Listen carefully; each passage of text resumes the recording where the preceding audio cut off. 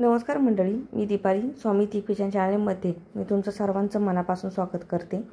मंडळी, आज मी restaurant style paneer kofta करणार आहे। दिसायला आणि चवीला अगदी रेस्टॉरंटसारखी ही रेसिपी अगदी साध्या सोप्या पद्धतीने केलेली आहे। आजची रेसिपी आवडली तर हा व्हिडिओ तुमच्या फ्रेंड्स रिलेटिव्हला शेअर करा। चला तर मग मंडळी रेसिपीला सुरुवात करूया। इथे मी पावशेर पनीर डेअरीमधलं घेतलेलं आहे। छान फ्रेश आहे, चांगलं मी ते किसून घेतलेलं आहे। इथे मी 1.5 बटाटा शिजवून घेतलेला आहे। 1.5 बटाटा म्हणजे एक मोठा बटाटा आणि एक छोटा बटाटा आहे, म्हणून मी 1.5 बटाटा म्हटलेले आहे। तोही मी बारीक किसणीने किसून घेते, म्हणजे बटाट्याचे तुकडे राहणार नाही। हे पहा, सर्व बटाटा मी किसून घेतलेला आहे। आता मी काही साहित्य त्यामध्ये ॲड करते। एक कांदा बारीक कापून घेतलेला तो मी घालून घेते। 3 मिरच्या बारीक कापून घेतलेल्या त्या मी घालून घेते आणि थोडीशी कोथिंबीर बारीक चिरलेली ती घालून घेतलेली आहे। थोडीशी काळी मिरची पावडर घालून घेते, थोडीशी जिरा पावडर घालून घेते, अर्धा चमचा मीठ घालून घेते। मीठ मात्र चवीनुसार घाला। आता अर्धा चमचा धने पावडर घालून घेते, थोडीशी हळद घालून घेते, अर्धा चमचा गरम मसाला घालून घेते, अर्धा चमचा ऑर्गॅनो घालून घेते। ऑर्गॅनो घालणं ऑप्शनल आहे। आता सर्व साहित्य एकत्र करून घेते। हे पहा, सर्व साहित्य छान एकजीव केलेलं आहे।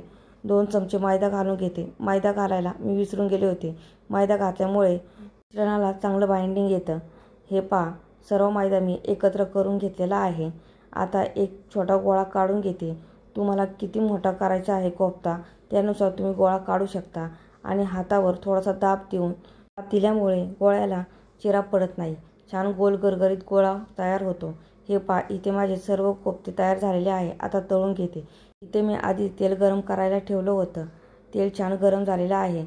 आता गोळे तेलामध्ये सोडून घेते आणि गॅसची आच लो करते। लो आचेवर गोळे छान तळून घ्यायचे आहे।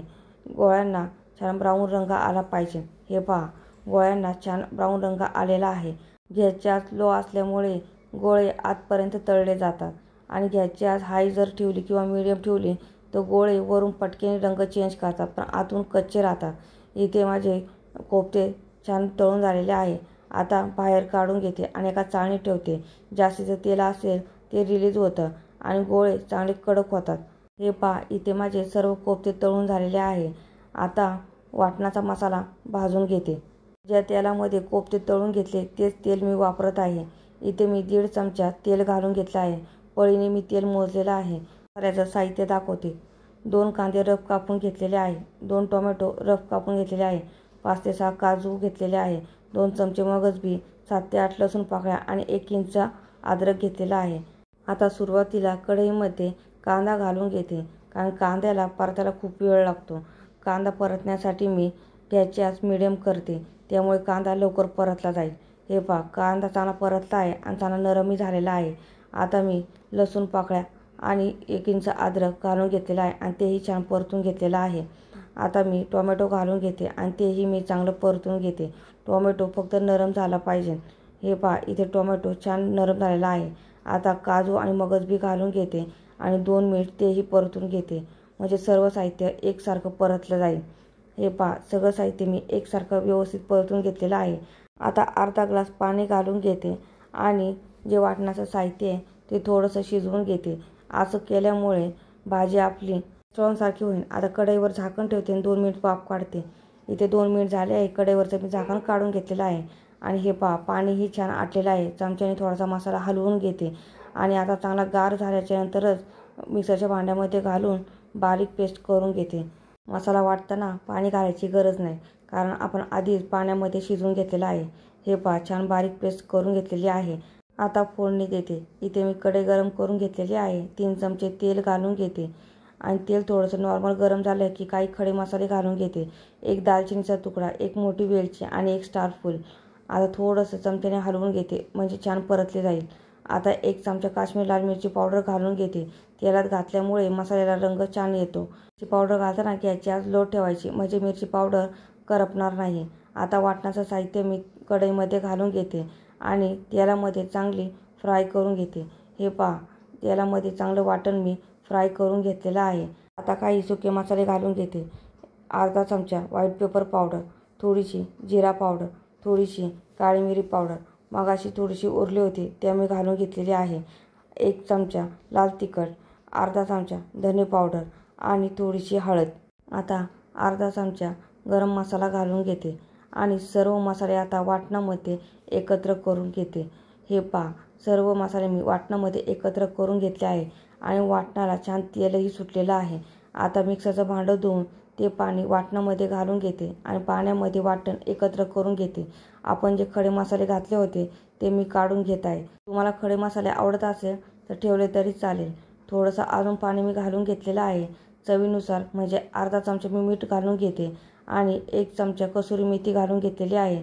त्यामुळे ग्रेव्हीला छान वास येतो. आता सर्व साहित्य पुन्हा एकदा चमच्याने एकत्र करून घेते. आता गॅसची आच लो करते आणि कढईवर झाकण ठेवते आणि 2 मिनिट मसाला शिजवून घेते.